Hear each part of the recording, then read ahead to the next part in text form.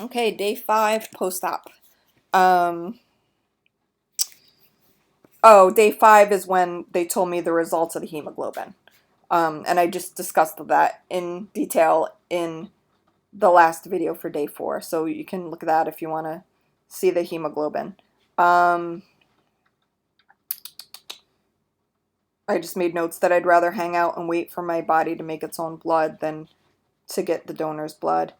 Um, oh, and then another thing my surgeon said was also as long as my blood pressure stays above, he didn't want to see anything in the 70s over 40s. So if it's in the 80s and 50s, he's not psyched about it, but he would let it go.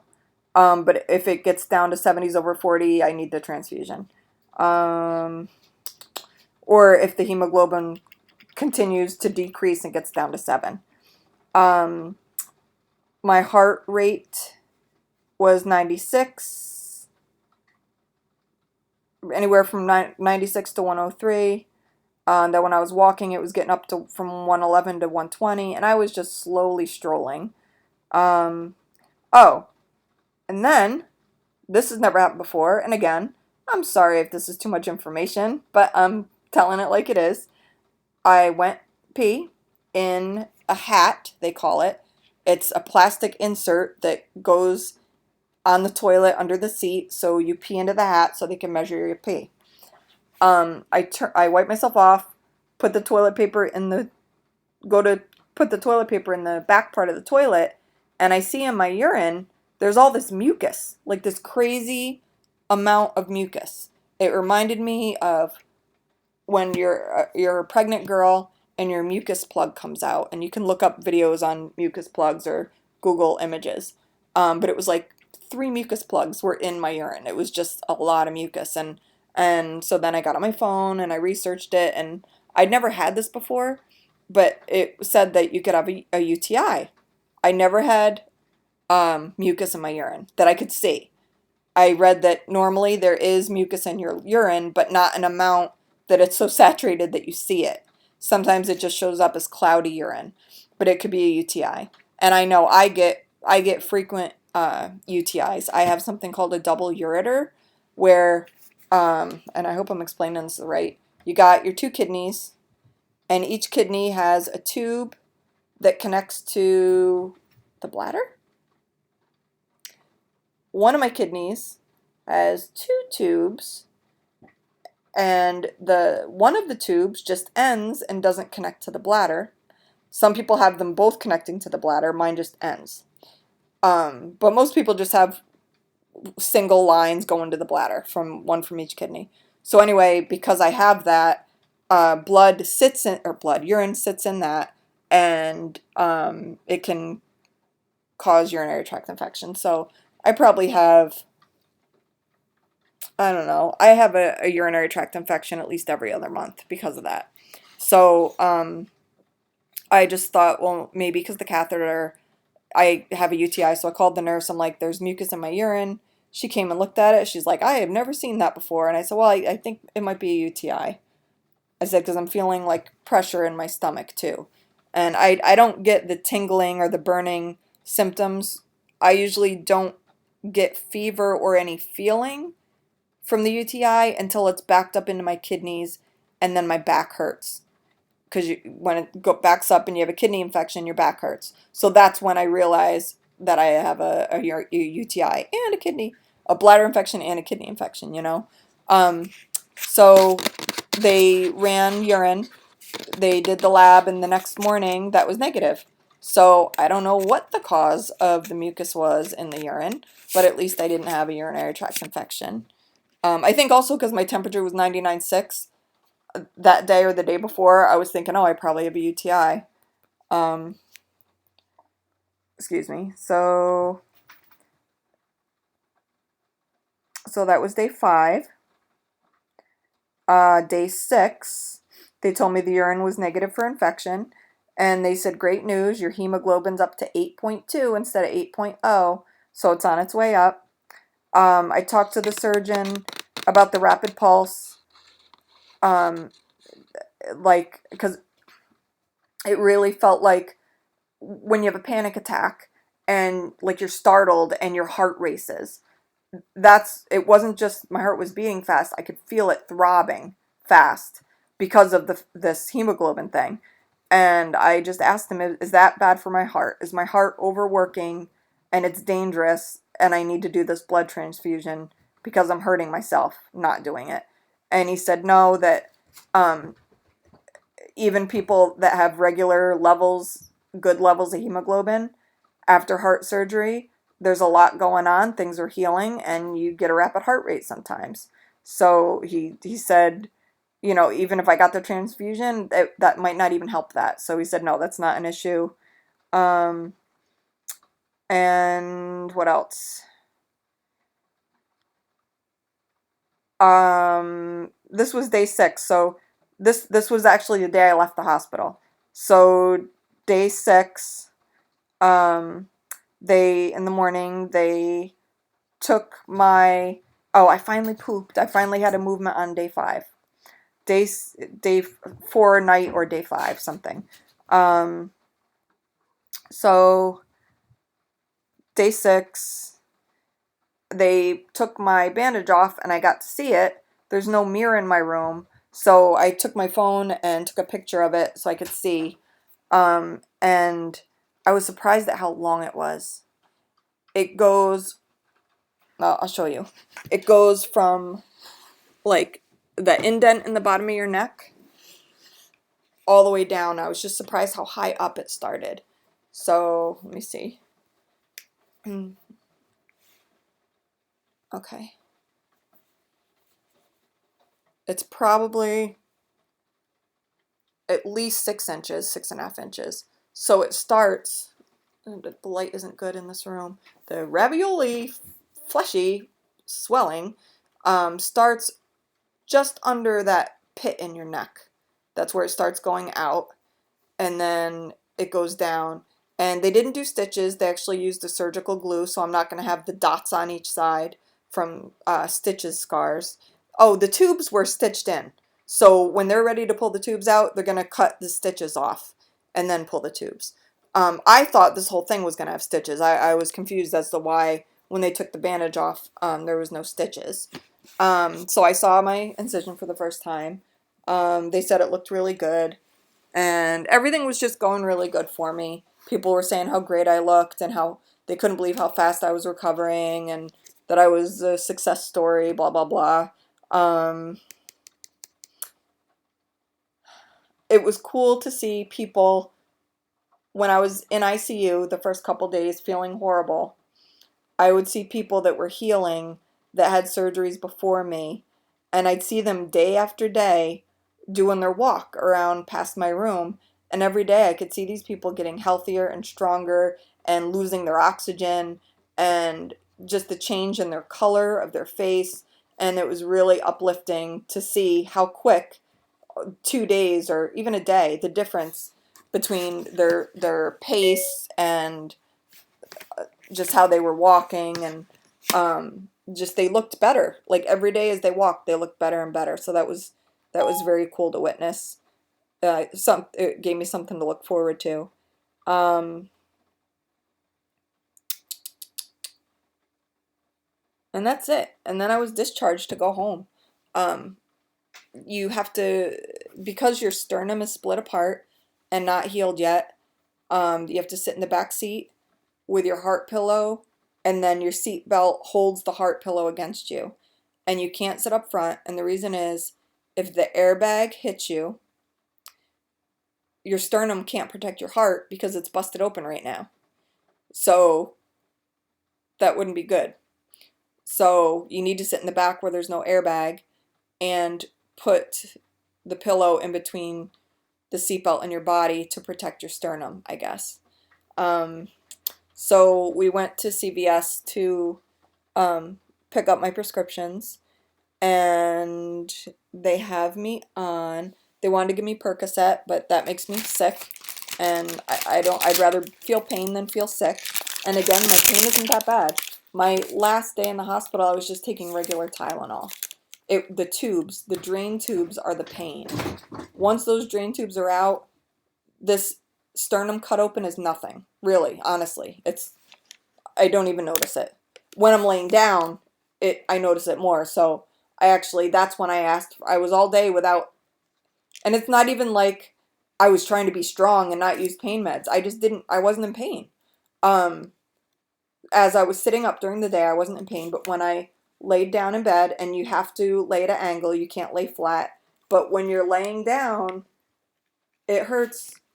That's when it hurt. Not severe, but that's when I think they started off by giving me Toradol. And the good thing about the Toradol was it also helped me sleep. So even though I was in pain and uncomfortable, my body was able to rest. After the third day, she wouldn't give Toradol, so that's when she wanted to give me Percocet, and I said I can't do Percocet; it'll make me sick. And she said, well, I can't do Toradol for more than 3 days in a row. And I said, my pain isn't really that bad. She's like, well, what do you take? And I said, well, I've taken like Tylenol with codeine for things, but let's just try Tylenol. And so she gave me, I think it was 1,000 milligrams of Tylenol through an IV. And also that was good because that helped me sleep too. Um, and it definitely made the pain less. So the drugs they put me on is they keep me on a stool softener because even though I'm done and out of ICU, they don't want you bearing down and pushing out your poop. They don't want you using your body and pushing for some reason. They didn't explain why, but so they want everything to come out soft and easy for you. So I don't know, ask your doctor why you can't bear down. They put me on aspirin. And they said, you're going to be taking aspirin every day now. I'm like, for the rest of my life? And she said, yes. And I was thinking, that's weird because my surgeon said the only thing, if I had a mechanical valve, I'd have to take an anticoagulant every day for the rest of my life. So that's why some people go with the other valve. And so I'm thinking, I thought I wasn't going to have to take something every day. And what is the purpose of the aspirin? Is it an anticoagulant? Is it a beta blocker? Like what? And they were giving me a baby aspirin every day at the hospital. So I'll take it, but I want to know why. I'm curious about that. They put me on metoprolol, 25 milligrams. I have to take a half tablet every 12 hours. That is the medication to, it's a beta blocker, and it's helping my heart, they said. But if my blood pressure is low, they don't want me to take it because then this will make it drop even lower. So they want me to keep a chart and just based on my blood pressure if I need to take it or not. But she said, if you go more than 3 days in a row where you're not taking it, call the surgeon because he'll need to put you on something or do something because your heart needs this right now. So, it has some other purpose besides lowering blood pressure.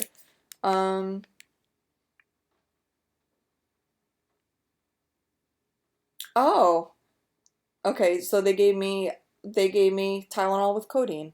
I thought they were just telling me to take Tylenol at home.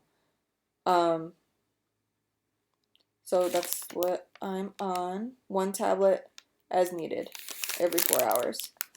I'll probably take that at night before bed. This will be the first night, unless I sleep downstairs on the recliner. This will be my first night sleeping, laying on my bed. And then I asked the nurse at the hospital my last night there. I said, They didn't tell me. I said, am I not allowed to lay flat? Do I need to sleep at an angle? And I said, because I want to, my bed's flat at home, and I want to get used to sleeping flat. And if it's painful, dealing with that and knowing what to expect.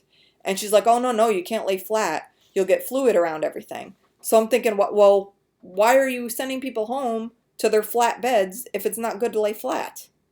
So, I may sleep on the couch because it reclines instead of laying flat.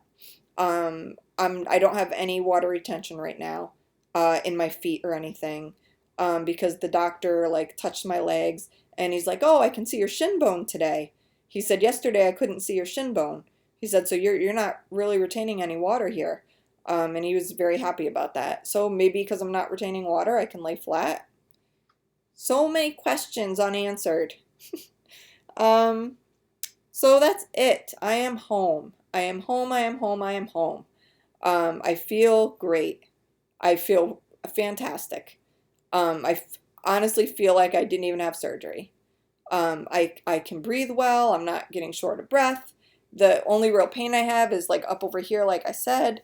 Um, and I wonder if I had like I was looking to see if I had some kind of IV line or something. It feels like a bruise, So maybe when they move the sternum over, your bone might get bruised. I don't know.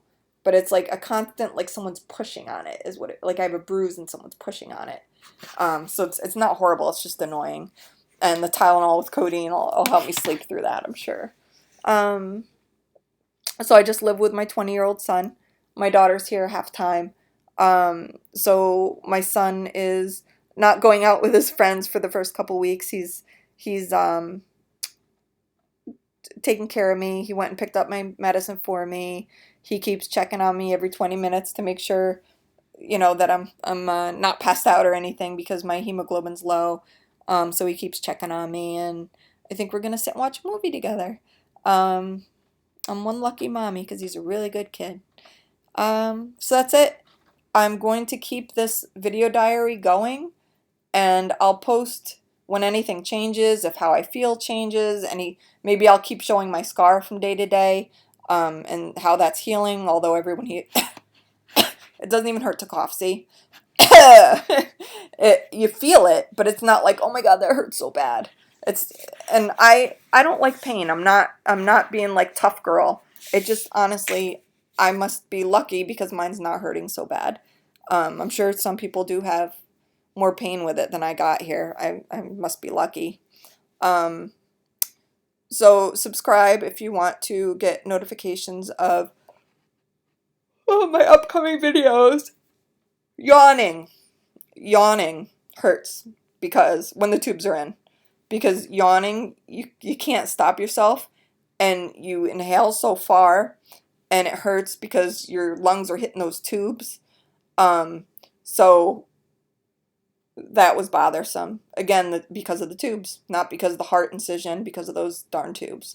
Worst part, you will look forward to getting them out. Remember that.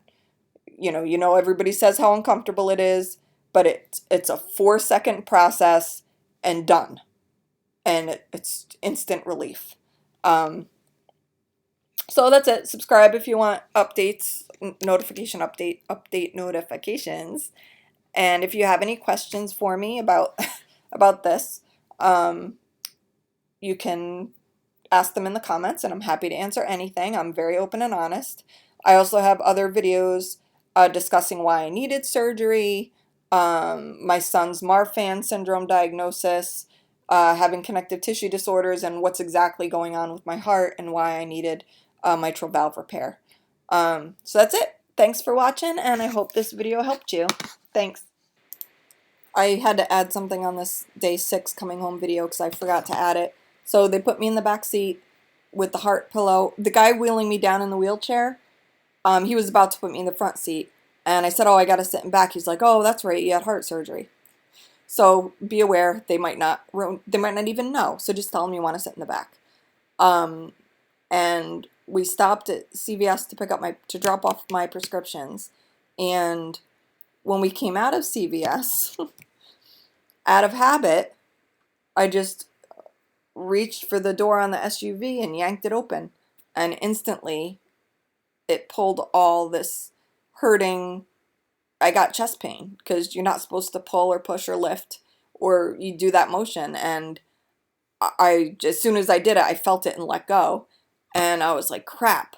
And you really got to think before you touch anything, you have to think, am I supposed to do that? You have to do that with every action. Because you're going to do things out of habit and forget that you can't do them. So just put it in your head that before you move anything or touch any object, is that something you're supposed to touch? And I was also opening the front door, and I knew I had to sit in the back, so I was just like out of habit going to the car and opening the front door of the SUV. Um, that's it. I'm gonna add this to the end of that last video. Thanks.